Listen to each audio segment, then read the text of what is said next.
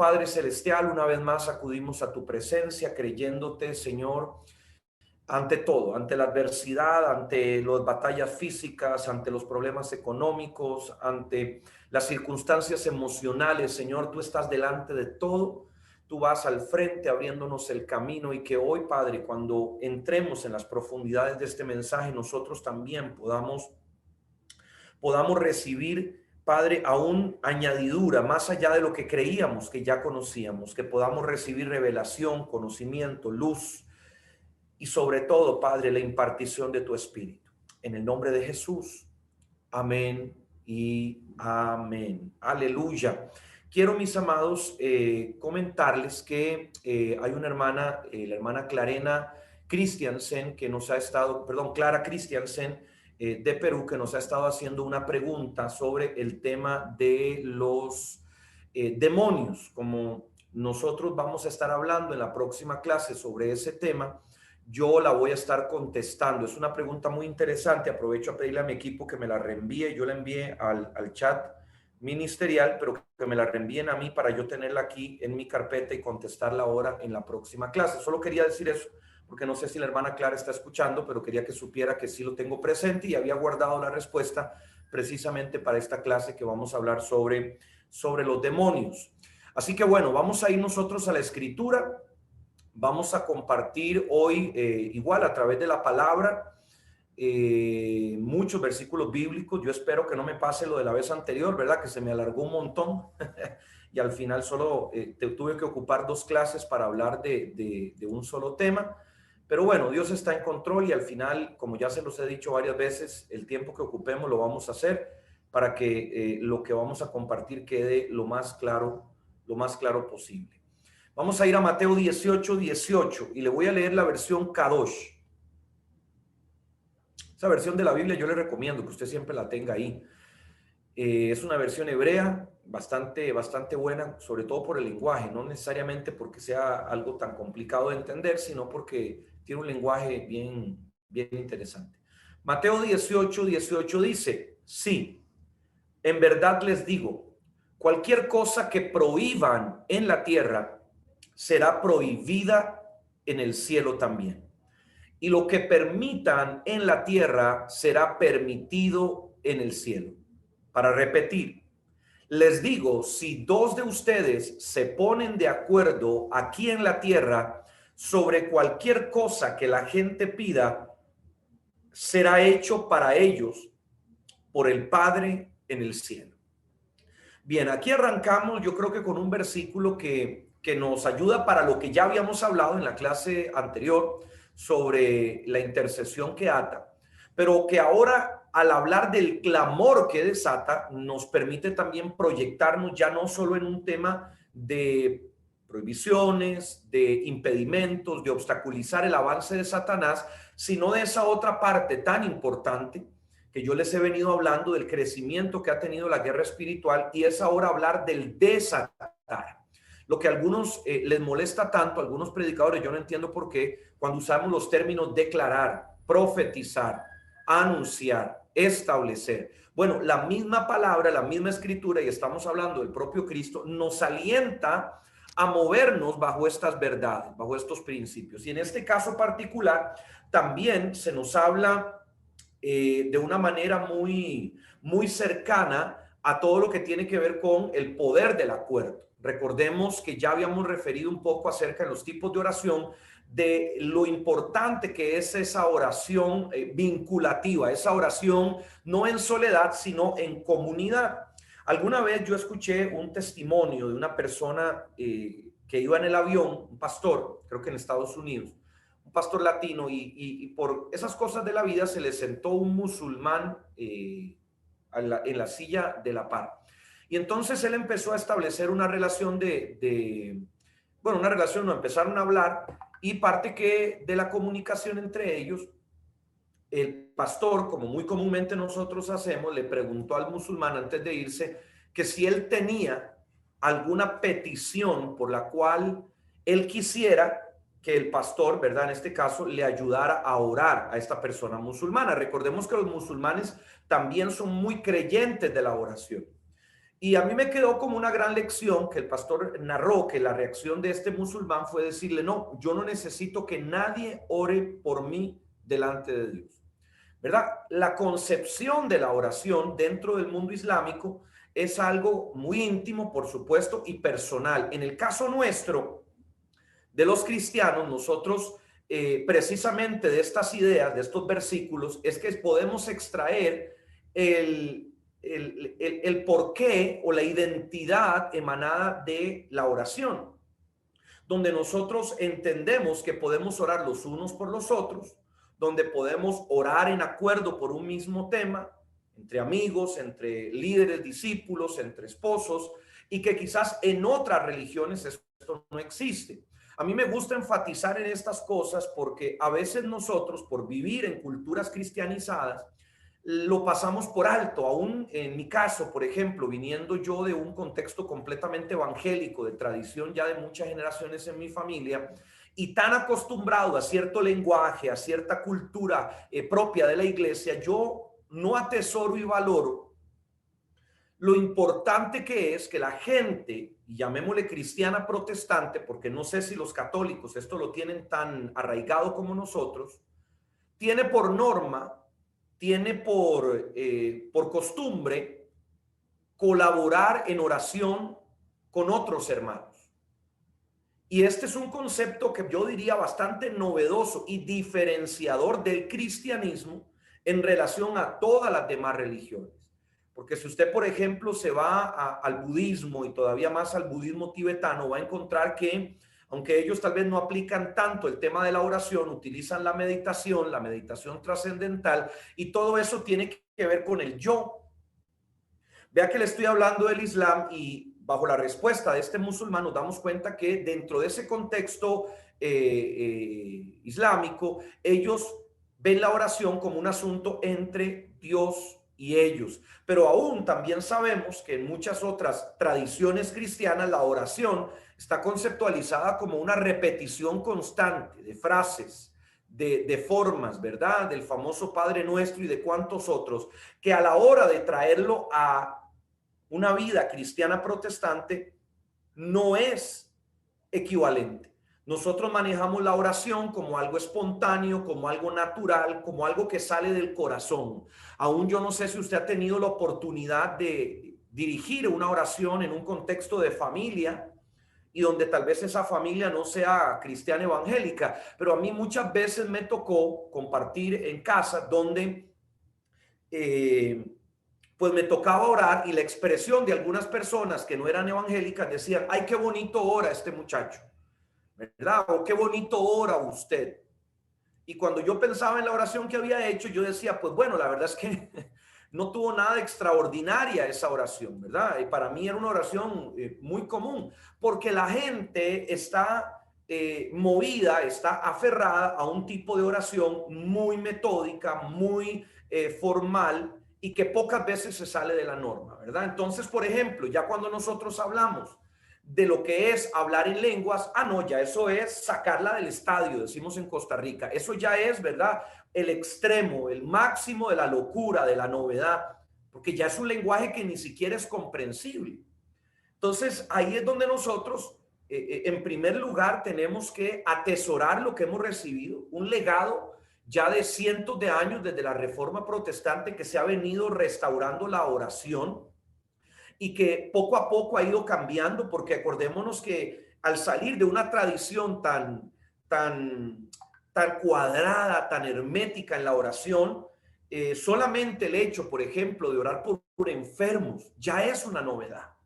De creer que Dios puede sanar a alguien y levantarlo donde está, ya es una novedad. De poder hablar en el espíritu, ya es otra gran novedad. Entonces son cosas que nosotros heredamos por gracia, por misericordia, y que hoy nos ponen en una posición de podemos hablar de guerra espiritual. Que le aseguro que si usted sale del entorno cristiano evangélico, habrá muy poca gente que ya pueda dimensionar qué significa guerra espiritual. Casi que yo cuando me pongo a sumar y a restar sobre ciertos conceptos, me doy cuenta que es una minoría aún dentro de la iglesia cristiana evangélica la que cree en estas cosas, y no solo las cree, sino que las practica, las vive, como lo podemos ser usted y yo. Entonces, atesoremos y dimensionemos. Libro de Romanos, capítulo 8, versículo 22. Les recuerdo que estamos yendo a la palabra. Le voy a pedir por favor que vaya a la escritura. Entonces, usted acompáñeme el libro de Romanos, capítulo 8, versículo 22. Dice: sabemos que toda la creación gime a una, y a una está con dolores de parto hasta ahora. Y no solo ella, sino que también nosotros mismos, que tenemos las primicias del Espíritu, nosotros también gemimos dentro de nosotros mismos, esperando la adopción, la redención de nuestro cuerpo. Le leo un poquito lo que tengo aquí en mis notas para contextualizar por qué traje este versículo a la mesa. En primer lugar, vamos a ahondar sobre el clamor, ¿verdad? El concepto del clamor es muy importante en esta clase, que nos remite a la idea de alumbramiento. No hay nacimiento sin dolor. Y esto me parece a mí que es vital que nosotros lo entrelacemos con el tema del desatar. Porque cuando nosotros, y sobre todo los que no tienen tanto conocimiento en guerra espiritual y solamente escuchan el lenguaje de profetice, de decrete, de declare, y solo se quedan con esa parte, obvían que cuando yo voy a desatar algo, primero es en el espíritu, ¿verdad? No lo voy a hacer en mi mente ni en mi carne, es en el espíritu, pero el concepto de desatar tendría que estar forzosamente relacionado con un proceso de alumbramiento espiritual, de dar a luz algo que va a ser traído a la tierra. No puedo pretender que yo voy a andar desate, declare, profetice como si fuera cualquier cosa. Le tengo que dar peso y seriedad a lo que yo voy a hacer. Sigo compartiendo aquí mis notas. La escritura está repleta de metáforas que usan a una mujer encinta para representar situaciones espirituales. Cada vez que algo ocurre en la tierra, debe ser parido. El apóstol Pablo, en el libro de Romanos, que ya leímos, emplea este concepto al referirse a la creación que unánime pide la manifestación del reino de los cielos. Entonces, lo que yo quiero trazar aquí en esta clase es ese vínculo tan íntimo entre lo que podríamos nosotros decir con facilidad que es desatar y un alumbramiento espiritual. A través de este texto que acabamos de leer, el apóstol Pablo nos explica que ese clamor no solo es sinónimo de dolor, sino también de esperanza. ¿Ok? Por eso fue que yo le llamé a esta clase el clamor que desata. Porque a veces al hablar nosotros de esta idea de desatar, siempre la vamos a llevar a lo positivo, a lo bueno, a lo bonito. Pero en la palabra nosotros vamos a ver que cada vez que algo nuevo sucede, que algo nuevo es traído a la tierra, siempre hubo un proceso de sacrificio, de dolor, de alumbramiento. Ya como estoy recalcando yo mucho este punto, para que cuando nosotros vayamos a movernos en esta atmósfera, siempre lo hagamos de manera balanceada. Para mí hoy el hablar de desatar, el hablar de declarar, tiene que ser bajo una claridad espiritual genuina, porque si no, lo vulgarizamos. El proceso se vulgariza. Todo es desatar. Y prácticamente terminamos algunos dándole la razón a ese montón de gente que critica de que lo que hacemos es decir cosas positivas, solo cosas buenas. No. Sí y no. Porque por una parte, como le digo, es traer esperanza, pero por otra parte hay un proceso de dolor y de aflicción que se genera para que eso que anhelamos y que deseamos suceda. Este versículo de Romanos habla de una fuerza que toda madre encinta necesita para pujar al niño que nacerá. Su mente no puede concentrarse en el dolor del momento porque le sería imposible. Si una mamá solamente piensa en lo mucho que le duele en el momento que está dando a luz, aquí hay muchas madres, estoy seguro, posiblemente el mismo dolor le impediría pujar. Cuando usted está pujando, posiblemente, y obviamente hablo del supuesto porque no soy mujer, pero cuando usted está pujando, su mente está, el niño viene, el niño viene, el niño viene, y como madre, que tal vez usted no haya sido todavía, ya ese niño está ahí, ese niño está por nacer, usted ya como mamá, usted está pensando en que ese niño ya esté en sus brazos.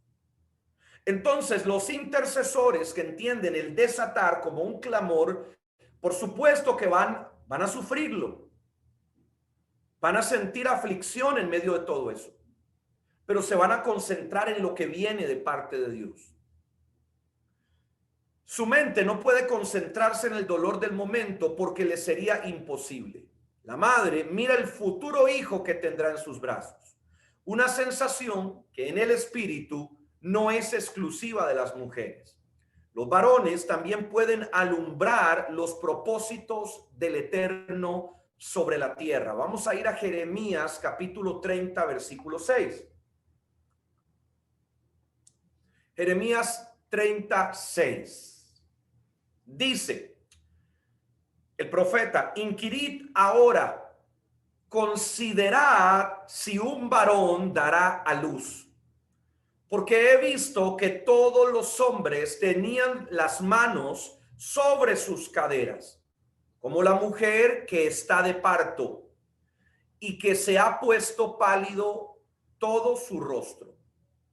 ¿Cuán grande es aquel día? Vea qué clase de deseo nos receta Jeremías. Recuerde que a diferencia de los días actuales, las mujeres daban a luz de cuclillas, ¿verdad? El niño nacía por gravedad. Hoy a las mujeres las sientan en una cama, las ponen, vamos a decir, abiertas sus piernas para que el niño nazca en vertical, perdón, en horizontal. Y entonces, al hablar de que los hombres tenían sus manos en su cadera, tenían las manos en la cintura, posiblemente por un dolor, podemos entender claramente que Jeremías no nos está hablando, no nos está retratando de un espíritu que es exclusivo de las mujeres, sino que va a ser parte de la vida de la iglesia. Jeremías todavía no había dimensionado el concepto de iglesia, pero ya se estaban trazando, se estaban dando albores de lo que vendría a ser la vida de iglesia. Recordemos que en la palabra se profetiza que Dios restauraría el tabernáculo caído de David y que todo aquel sobre el cual el nombre de Jehová fuera invocado recibiría esta bendición, recibiría esta palabra profética. Entonces, en realidad todos los profetas de alguna manera nos van anunciando pequeñas cosas que vendrían a ocurrir en la modernidad, en la iglesia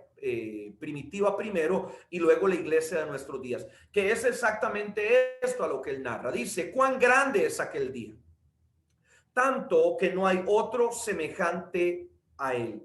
Es un tiempo de angustia para Jacob, pero de ella será librado. Aquel día, dice Jehová de los ejércitos, yo quebraré el yugo de su cuello y romperé sus coyundas. Alguien que levante la mano y diga amén a eso. Y extranjeros no volverán a ponerlos en servidumbre, sino que servirán a Jehová su Dios y a David su rey, a quien yo les levantaré. Bueno, esta es una palabra profética que evidentemente va dirigida para una nación, pero nosotros hoy somos el Israel de Dios. A mí eso me queda claro. Entonces, cada vez que yo veo una profecía como estas, yo la tomo para mi vida, pero también la entiendo como una radiografía moderna de lo que es la iglesia, de lo que es la guerra espiritual, de lo que es la intercesión. Un clamor que sale desde las entrañas para que venga lo nuevo, para que venga un avivamiento, para que venga la sanidad, para que venga la restauración, para que Dios haga un milagro en las finanzas. Entonces, entendemos, mis amados, que el verdadero desatar no es el que yo simplemente digo con mi boca. El desatar es algo que emana de mi espíritu. Entonces yo quiero que usted de alguna manera, para hacérselo lo más gráfico posible, me entienda que hoy mucha gente el desatar lo hace desde esta puntita. Vean, Desde la puntita de la lengua la gente desata hoy y creen que eso es a lo que se refiere la palabra. Cuando en realidad el desatar de la escritura no sale de la puntita de la lengua, sino que sale desde mucho más adentro. Desde mucho más adentro, sale desde el espíritu. Desde dentro de nuestro espíritu emana eso nuevo de Dios, emana esa potencia creadora de Dios y es luego donde nosotros con nuestra boca lo proferimos. Vamos a ir al libro de Gálatas, capítulo 4, versículo 19. Como son versículos que están en toda la Biblia, le voy a leer un poco mis notas mientras que usted lo encuentra. Evidentemente, cuando desarrollamos este tema, no se puede volver un asunto exclusivo de las mujeres, y yo creo que eso ya quedó patente. Los hombres tienen la potestad del espíritu de parir aún hijos. Pueden ser dados a luz mediante el clamor. Y esto es maravilloso porque nos metemos en un ámbito donde todavía no habíamos entrado en este curso, ¿verdad? Los famosos dolores de parto. Gálatas 4:19 dice: hijitos míos, por quienes vuelvo a sufrir dolores de parto hasta que Cristo sea formado en vosotros. ¿Verdad? Volvemos a ver cómo Pablo está tratando de alguna manera de traer algo nuevo sobre esos discípulos, sobre esos hijos espirituales, y él lo tiene que sacar de su espíritu. Él tiene que encontrar dónde está y alumbrarlo. Aún yo creo que si nosotros seguimos trazando comparativos con el tema del parto, del alumbramiento, usted y yo sabemos que la mujer necesita 9 meses, si el niño nace bien, para poder dar a luz. Son 9 meses, se alargan muchas veces bastante, a veces algunas llegan a pasarse un poco de los 9 meses. Sin embargo, cuando ya se va acercando la fecha del nacimiento, el mismo niño va adoptando, vamos a decir, posición de salida. Si el niño no nace, ¿verdad? Si no se acomoda el niño de cabeza hacia la salida, el mismo doctor sabe que hay un problema.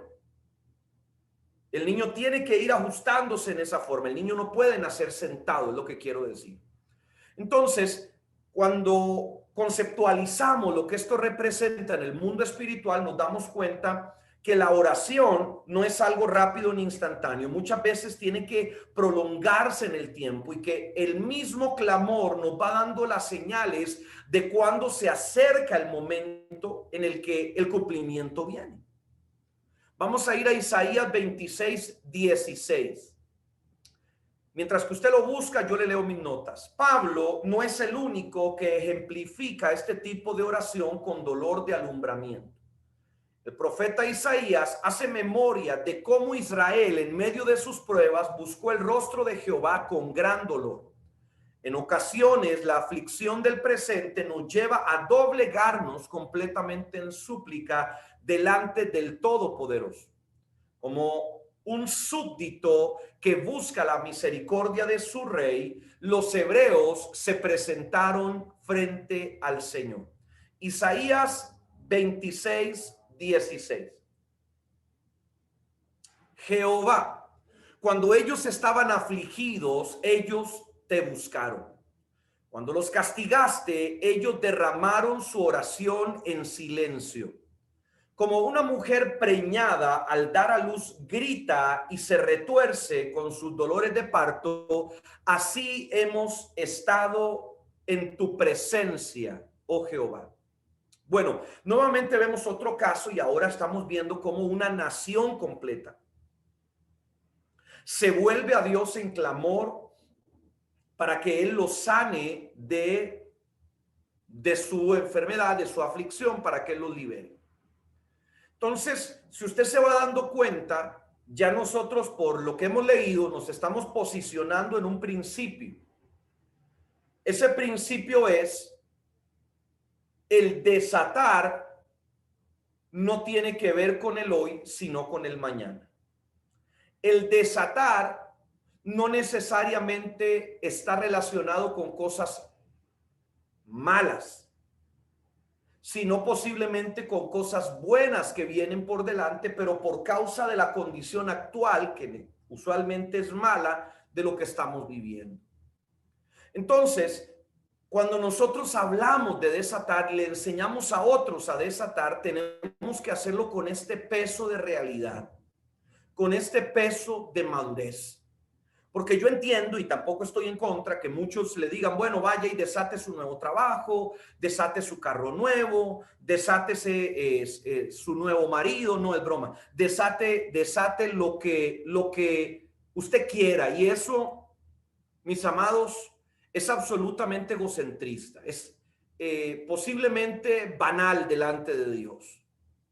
El desatar en los intercesores debe ser a consecuencia de, si yo hoy tengo, por ejemplo, en mi país un gobierno impío, un gobierno perverso, un gobierno alejado de Dios, pues mi desatar viene por causa de todo ese dolor que estamos experimentando hoy. Para que Dios traiga a un gobernante fiel, a un gobernante íntegro, pero posiblemente, si usted es una persona seria en la oración, se dará cuenta que, pues muchas veces los pueblos tienen los gobernantes que se merecen. Entonces nos toca orar por el corazón del pueblo. Nos toca orar por arrepentimiento, nos toca orar para que la gente tenga un avivamiento, nos toca orar para que las personas tengan encuentros con Dios. No es simplemente reducirnos a esa oración de queremos un cambio, porque vea que muchas veces los cambios son peores que lo que teníamos. Vamos a ir por favor al libro de Daniel, capítulo 9, versículo 2. Daniel 9, 2. En el contexto de Israel, el sufrimiento ha sido parte de su historia. La narrativa bíblica muestra al pueblo hebreo en muchos episodios como una nación esclavizada, esparcida y perseguida. Dos de los capítulos más tristes que ellos han vivido los pudieron superar gracias a su clamor. El Señor se compadeció de ellos. Estando oprimidos bajo el yugo babilónico, se levantó un profeta, Daniel, para suplicar el cumplimiento de la promesa dada a través de Jeremías. De este capítulo yo he hecho muchas alusiones y posiblemente usted se lo va a aprender de memoria al terminar este curso.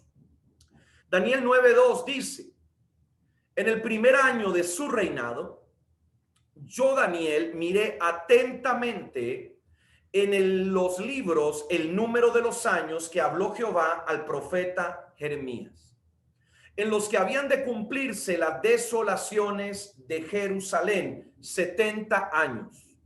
Volví mi rostro a Dios, el Señor, buscándolo en oración y ruego, en ayuno, ropas ásperas y ceniza. Ok, Daniel ahora nos está agregando un elemento más en lo que tiene que ver con el desatar. No es que yo simplemente voy a pedir algo que quiero y lo voy a recibir, aunque esté pasando por dolor. No es que yo solo voy a alumbrar el niño que yo deseo. Habrán algunos que cuando iban a tener un hijo dijeron, ay, qué lindo sería que tuviera mis ojos. Qué lindo sería que tuviera mis orejas. Qué lindo sería que no tuviera la nariz del papá. Y habrán algunos, ¿verdad?, que cuando querían tener un niño, hicieron como una serie de peticiones de cómo les gustaría que fuera físicamente. Y esto no es el desatar en el espíritu. Esto no es el clamor que desata. Porque cuando nosotros ejercemos esta función es porque lo hacemos basándonos en la propia palabra que ya ha sido dada. Es basándonos en la profecía que ya tenemos de lo que viene, de lo porvenir. Entonces, el que yo desate ocurrencialmente no significa que Dios me va a poner atención. Para mí es muy claro que en la palabra Dios siempre va a apoyar a aquellas personas que edifiquen su diseño en la tierra. Nuestro éxito ministerial está determinado por la capacidad que tengamos de poder plasmar el diseño de Dios en la tierra. Y eso es para mí una de mis mayores preocupaciones y ocupaciones. No terminar haciendo lo que yo quiero, lo que a mí me gusta, lo que a mí me parece, sino siempre enfocarme en lo que Dios quiere hacer, en lo que Dios está pidiendo y demandando. en lo que Dios ha hablado, en lo que Dios ha profetizado, porque yo sé que ahí me garantizo mi éxito, yo sé que ahí voy a tener el respaldo de Dios. Entonces Daniel toma la profecía de Jeremías y se da cuenta que dice 70 años y Daniel ve que el reloj ya está por cumplirse. Entonces él empieza a desatar. ¿Qué desata? Libertad. Libertad. Libertad. ¿Y por qué es importante este punto, mis amados? Porque cuánta gente hoy está pidiendo libertad cuando lo que Dios anunció fue cautiverio. Cuando Dios anunció juicio. Cuando Dios anunció aflicciones y dolor. Hay un curso que estamos dando en estos días y algunos de ustedes están matriculados, que es el seminario Revelación. Yo ya di la primera fase ahora en el mes de marzo, viene la segunda después de este evento, ahora en junio, y luego traeremos la tercera parte y la cuarta y todas van a ser seguramente este año. Pero, a ver, ¿por qué le estoy hablando de esto? Porque cuando usted empieza a estudiar ese hilo profético que se va armando a través de las generaciones, que se va consolidando uno por uno, usted va encontrando que la profecía nunca fue idéntica, que la profecía nunca fue monotemática. La profecía siempre fue variando y adaptándose al contexto donde se estaba. Y es por eso que hablamos y usamos la palabra revelación para este seminario. ¿Qué tiene que ver esto con lo que le estoy diciendo? Bueno, que si usted echa hacia atrás, por ejemplo, en la historia de Israel va a encontrar a un Jeremías, que ya lo leímos hace un momento. Y Jeremías dice la palabra que en algún momento le dice a los hebreos que están cautivos, oren por la paz de Babilonia. Porque si a Babilonia le va bien, a ustedes les va a ir bien. Ojo, de repente esto parece una contradicción. Porque usted dice, pero lo que Dios quería para Israel era que fuera un pueblo libre e independiente, que no estuviera sometido bajo un yugo pagano. Sí, eso es parcialmente cierto, porque en ese momento donde estaba Jeremías, Dios estaba diciendo otra cosa. Entonces, ¿qué pasa si aparece un Daniel desubicado y cuando empieza a orar y a declarar y a desatar, lo que dice es: Señor, dale paz a Medo-Persia, Señor, ayúdanos a ser obedientes a Medo-Persia, permítenos florecer en Medo-Persia, cuando lo que Dios estaba diciendo era que ya los iba a liberar, que ya los iba a sanar, que ya los iba a sacar de ahí. Y espero que con este ejemplo usted entienda lo importante que es lograr como intercesores entrar en ese kairos de Dios y no permanecer en el cronos. Y todo esto al final, toda esta enseñanza al final, toda va junta, va hilvanada por la misma idea. Si Daniel no hubiera leído lo que Jeremías había profetizado, si Daniel no hubiera visto el calendario hebreo que ya había avanzado y que ya estaban por cumplirse esos 70 años, Daniel habría seguido orando como lo había hecho otros antes que él, que lo único que habían dicho es: oren por la paz de Babilonia, oren por la paz de Medo-Persia, construyan casas allá, tengan hijos e hijas, le dijo Jeremías al pueblo de Dios. Permitan que sus hijos se casen, que sus hijas se casen, o sea, no se rebelen contra el yugo, no peleen contra este sistema. Pero cuando Daniel aparece por el orar en base a una profecía, la oración era diferente y no estaba contradiciendo a Jeremías. Por el contrario, estaba confirmando la palabra de Jeremías. Entonces, ya en este escenario donde yo me estoy posicionando, usted encuentra que lo que le había hablado antes, de recopilar las palabras, de ir recogiendo lo que se ha dicho en su iglesia a través de los ministros de su congregación, mantener un compendio, llamémosle una alacena profética de lo que Dios ha hablado sobre su nación, es vital para entender hacia dónde vamos.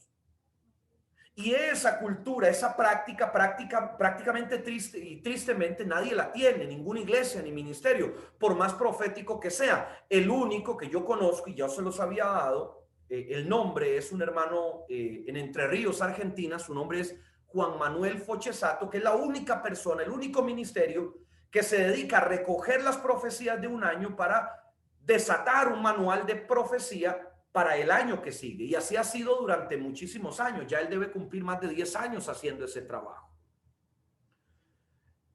Entonces, mis amados, en este punto nos posicionamos ya en un monte, en el mismo monte de siempre, pero es un monte más alto. Aunque la palabra no le otorga los méritos directamente a Daniel por haber sido el causante del cambio, fue al finalizar su ministerio público en el primer año de Ciro, Daniel 1:21, que también se le dio la orden para reconstruir el templo en Jerusalén. Eso lo puede ver usted en Esdras 1:1 también. Sabemos que en el mundo espiritual no hay coincidencias, solo propósitos.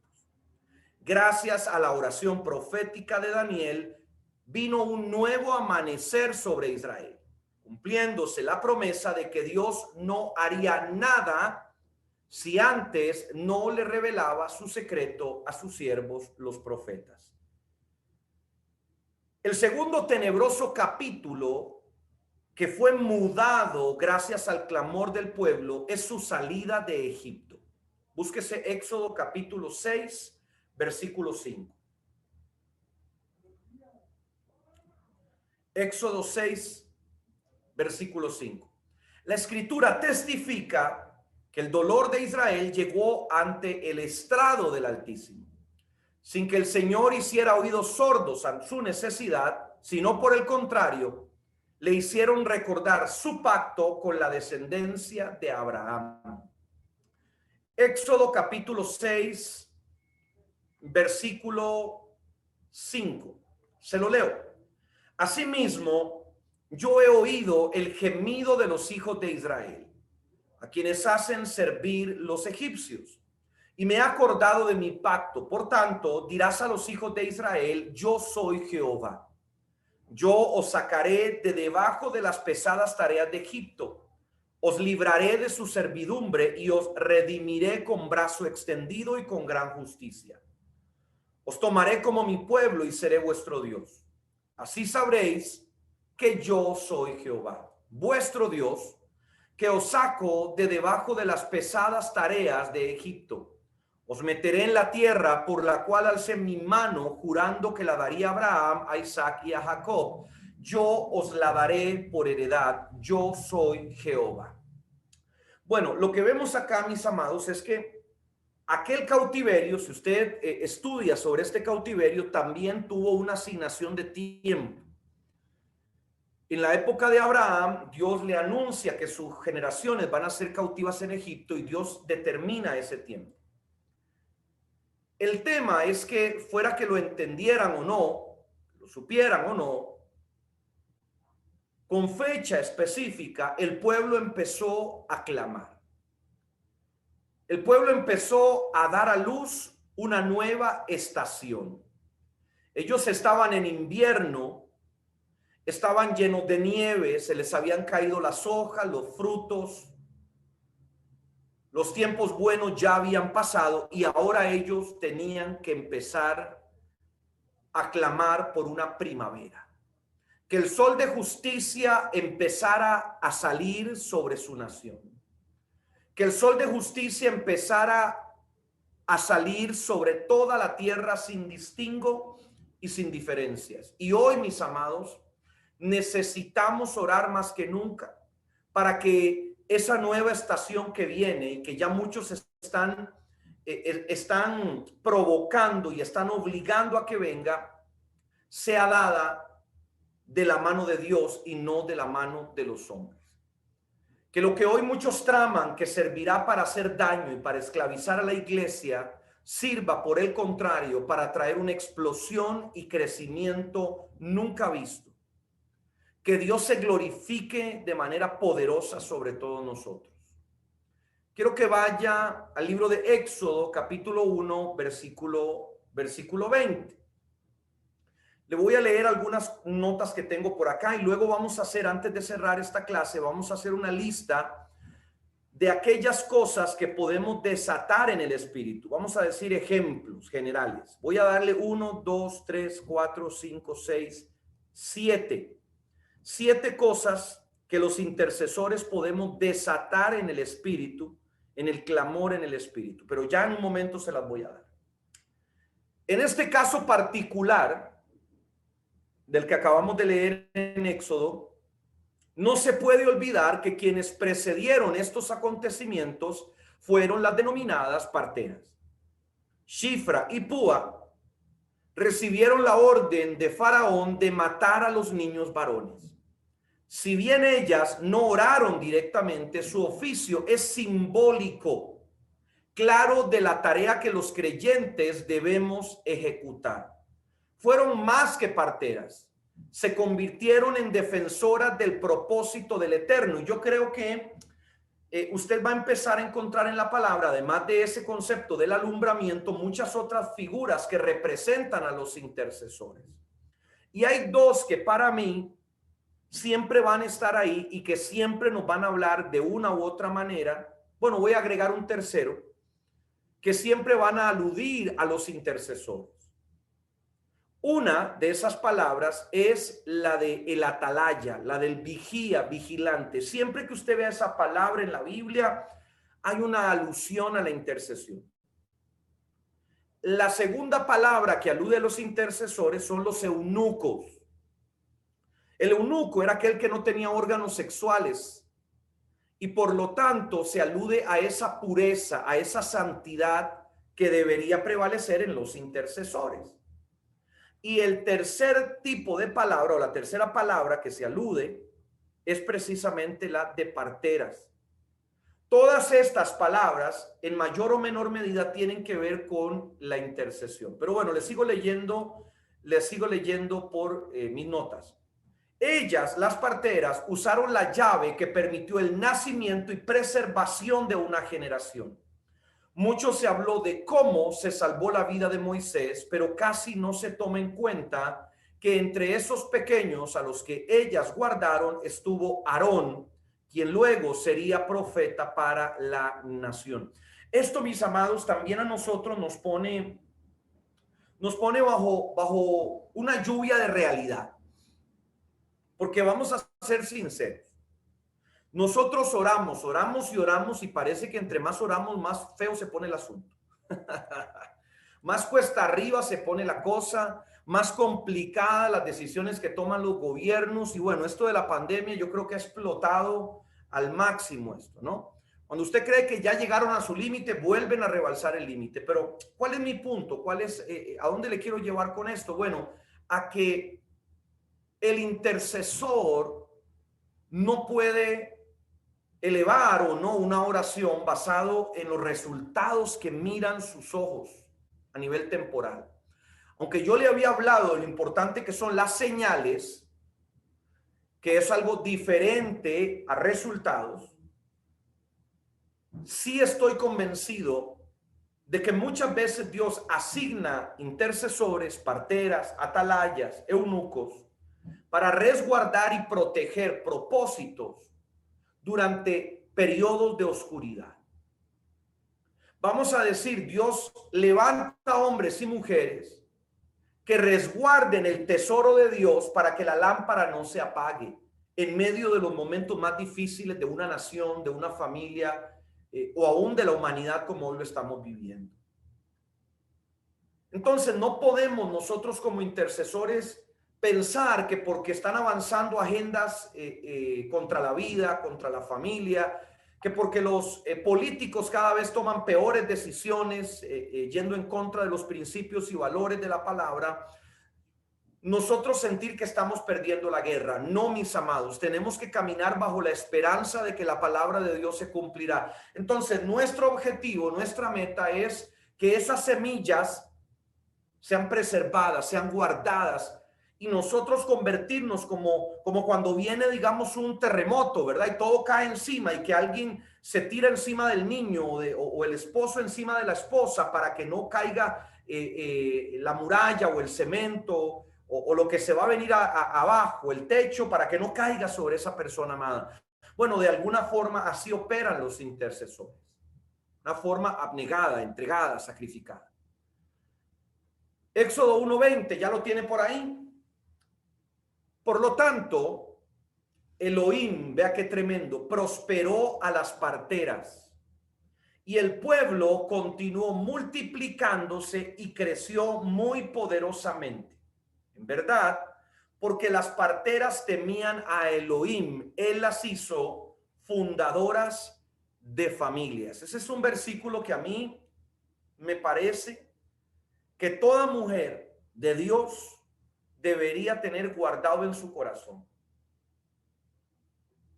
Esa idea de hacer las fundadoras de familias está hablando de algo totalmente novedoso en Israel, porque recuerde que las familias en aquellos días partían de la cabeza masculina y no partían de las mujeres. Acuérdese como yo le dije a usted que cada vez que Dios rompe un principio lo hace para establecer un principio más alto. Entonces Dios es capaz de darle la preeminencia a las mujeres en una familia por causa de haberse comprometido con su propósito para esa generación. Ojo, esa idea, ¿verdad?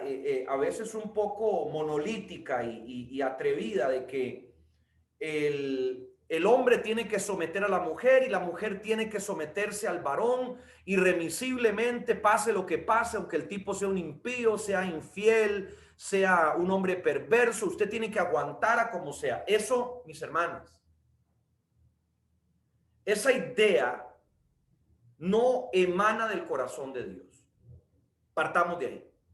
Pero bíblicamente aquí, hablando en la ley, o sea, ni siquiera bajo la gracia, sino en la ley, Dios hace una excepción extraordinaria para aquellas mujeres que sepan intervenir en ese momentum de la nación y de la generación para favorecer el diseño divino. Vuelvo a repetir, Dios se comprometerá con todo hombre y mujer que edifique su diseño en la tierra. Si a usted no le está yendo bien financieramente, construye el diseño de Dios. Si a usted no le está yendo bien ministerialmente, edifique el diseño de Dios y Él le prosperará, le bendecirá, le traerá recursos del norte, del sur, del este y del oeste para que lo que Dios ya tiene en su corazón se establezca. Mis hermanos, y no hay forma de testificar de esto de una manera tan contundente como lo que ha pasado en esta pandemia con nosotros como ministerio. El poder abocarnos a continuar en el diseño de Dios, haciendo estas capacitaciones, estos seminarios, teniendo el éxito que ya les testificaba al principio, donde cientos de personas se matriculan. A mí, por supuesto, que me ha deparado una respuesta financiera de Dios para hoy estar tranquilo aquí sentado, sin moverme de mi casa, bueno, de mi oficina, sabiendo que mañana voy a tener para responderle a mis hijos, para responderle a mi esposa, porque estoy construyendo un diseño divino, porque estoy enfocado y abocado a eso. Y si mañana tendré que dejar las capacitaciones, como ya se los he venido anunciando, aunque no las voy a dejar del todo, pero vamos a ir cambiando y nos vamos a tener que abocar a levantar una red de profetas emergentes, pues yo sé que de ahí Dios va a proveer y Dios va a traer recursos y Dios va a financiar, porque mi esperanza está en Él, estoy al servicio de Él. Y aunque a veces estas palabras parecieran que todas las conocemos, tristemente no todos las practicamos. Y en este caso de las parteras hay un tema aún más profundo. Hay un tema más profundo porque cuando usted va a la cultura hebrea y estudia algunos libros hebreos sobre este episodio en particular, la conceptualización que tenían los hebreos de esos días era que los hombres, debido a esta orden que había dado Faraón, los varones, los padres, los esposos, ante esta orden que había dado Faraón de matar a los niños varones, lo que habían hecho era divorciarse de sus esposas. Vea qué serio. Como ellos, acuérdese que estaban trabajando largas jornadas en un contexto de esclavitud, los hombres estaban separados físicamente de sus esposas. Entonces los judíos dicen que todos estos hombres, padres, esposos, se habían divorciado de sus esposas con el fin de que no nacieran niños. Y por lo tanto, que Faraón no pudiera matar a los varones. Esa es la reacción, llamémosle masculina, frente al desafío de Satanás. ¿Qué es lo que hacen las parteras? Y quiero que usted entienda el peso de esta promesa, el peso de esta palabra para el pueblo de Israel. Es que las mujeres reaccionaron en total contradicción a los varones. Ellas no pensaban en separarse de sus esposas, sino de proteger a los niños que nacieran, arriesgando su propia vida. Vea qué tremendo, ¿no? Y vea por qué también yo apoyo y aliento tanto a que la mujer entre en el ministerio y sobre todo que la mujer entre en el mover profético, que la mujer desarrolle su ministerio profético, porque de manera consistente en la palabra, la decisión de las mujeres hizo la diferencia en la historia.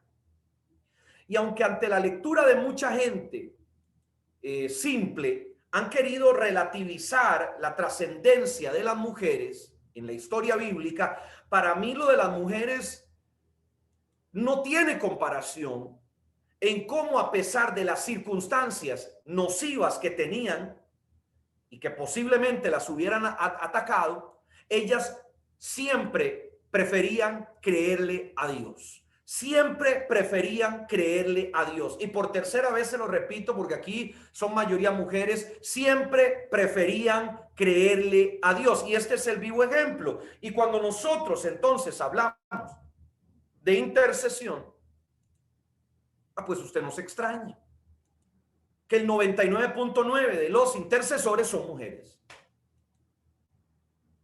Que el 99.9 de las personas que quieren estar en guerra espiritual son mujeres.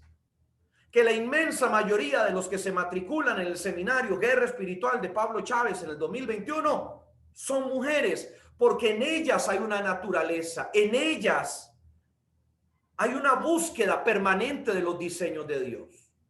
Entonces, dicho esto, vamos a plantear 7 desatares, 7 ámbitos que vamos a desatar a través de ese clamor del cual venimos hablando para cerrar esta clase. Número 1, vamos a desatar hijos espirituales. Vamos a dar a luz hijos espirituales a través de este clamor, a través de la intercesión. Si usted está solo en el ministerio, si lo han abandonado en el ministerio, empiece a clamar y a desatar esa nueva generación, esa descendencia profética que Dios le va a entregar, y deje de llorar por los que se fueron, deje de llorar por los que le traicionaron, deje de llorar por la leche derramada y empiece a desatar esos nuevos hijos. Número 2. Nosotros vamos a desatar la mudanza de los tiempos. Y cuando hablo de tiempos, me refiero a esas estaciones naturales y espirituales que hablábamos del invierno, de la primavera, del verano, del otoño. A veces hay estaciones que permanecen en la vida de la gente. Y ojo, no solamente es que Dios nos saque del invierno, a veces hay gente que necesita un invierno. A veces hay gente que ha pasado demasiado tiempo cosechando, recibiendo los beneficios, recibiendo las bendiciones. Habrá algún hijo quizás de los que está aquí escuchando este mensaje que necesita pasar un inviernito para empezar a recibir de parte de Dios realmente lo que Él quiere. Porque mientras siga en esa abundancia, en esa prosperidad, no se va a detener a escuchar la voz de Dios. Número 4 o cuarta cosa que vamos a desatar a través del clamor.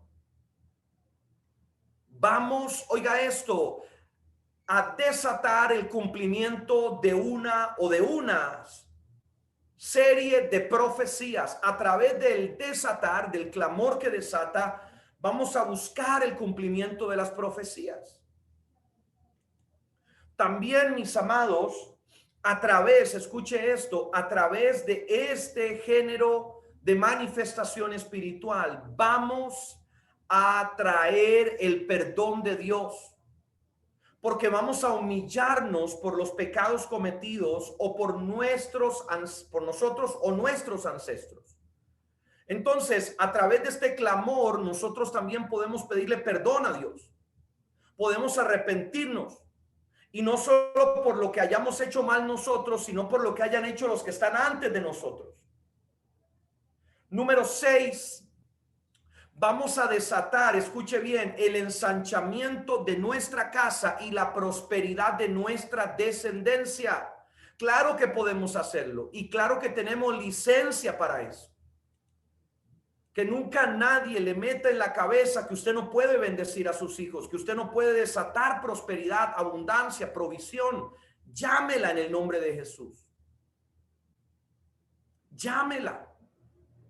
Y la séptima cosa que nosotros vamos a desatar es el advenimiento del Espíritu Santo sobre una persona o sobre un lugar. Podemos desatar el avivamiento del Espíritu, podemos desatar el derramamiento del Espíritu, el cumplimiento de la palabra de Joel y que se vino a reafirmar en el día de Pentecostés. Desatémoslo, anunciémoslo, hablémoslo, porque en la medida de que más y más y más nosotros lo expresemos, más patente y poderosa será la proclama en el mundo espiritual. Dicho esto, para terminar, vamos a ir al libro de Juan, capítulo 16, versículo 21. Juan, capítulo 16, versículo 21. Parece que me brinqué la número 3. Y tienen razón, voy a repetirlo. La número 1, dar a luz hijos espirituales. Número 2, mudanza de los tiempos. Número 3, que es la que están preguntando, ver la manifestación del plan de Dios. Número 4, anhelar el cumplimiento de una profecía. Número 5, humillación por los pecados cometidos o los de nuestros ancestros. Número 6, atraer el ensanchamiento de nuestra casa y prosperidad de nuestra descendencia. Y número 7, provocar el advenimiento, el avivamiento del Espíritu Santo sobre una persona o sobre un lugar. Bien, vamos a cerrar leyendo este versículo del libro de Juan, capítulo 16, versículo 21. La mujer cuando da a luz tiene dolor porque ha llegado su hora. Pero después que ha dado a luz a un niño, ya no se acuerda de la angustia por el gozo de que haya nacido un hombre en el mundo. También vosotros ahora tenéis tristeza, pero os volveré a ver y se gozará vuestro corazón y nadie os quitará vuestro gozo.